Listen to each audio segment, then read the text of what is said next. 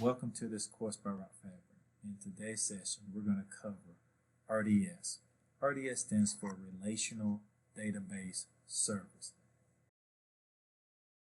RDS is a managed service in AWS that makes it easy to set up, operate, and scale a relational database in the cloud. RDS uses EC2 instances behind the scene, and you must choose the family type. Relational databases are known as structured query language databases. RDS is an online transaction processing type of database, OLTP. It is easy to set up, highly available, fault tolerant, and scalable. We're going to create our first relational database in the management console, so join me there. We're going to type in RDS.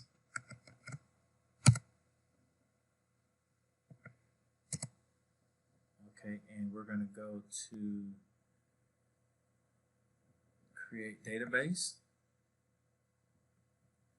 As you can see, you can set up the easy version, easy create, or you can do standard. For learning purposes, let's do standard. And notice that we're in North Virginia, which is important that you know where you want to put your database, because you need to put it where your end users would be, and you want to make sure that it has low latency. So understanding and knowing what region you're in is very important, and where you want to put it. Okay, you have 6 different engine types. Aurora is already checked for you. Aurora will cost a little more. It's a higher performing RDS.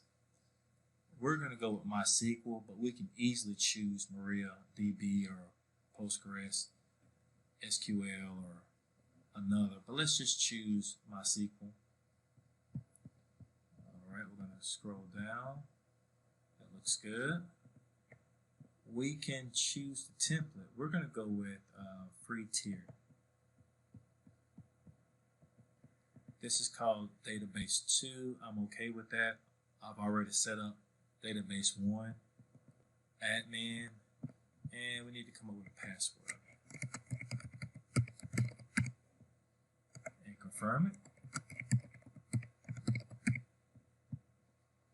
Okay. Let's see. Now we're going to go to DB instance size. We have seen T2 micro before. T2 micro is something that we've seen with spin up the EC2, and it keeps you in the free tier. Storage, general purpose SSD is just fine, 20 GB, but you can configure it differently if you would like, if you need more throughput, IOPS. We're going to scroll down. 1,000 maximum storage threshold. We're not going to select multi-AZ deployment because that would increase costs, but will also increase fault tolerant as well. Connectivity is just going to connect to the default VPC, but you can select your VPC to put it in if you created the VPC. Okay, you can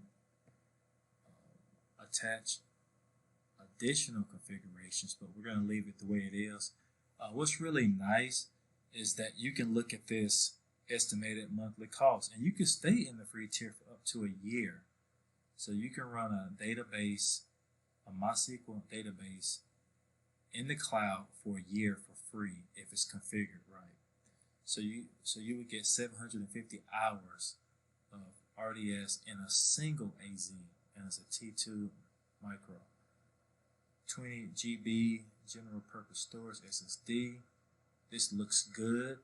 I'm going to create the database. And just like that, I've created one beforehand.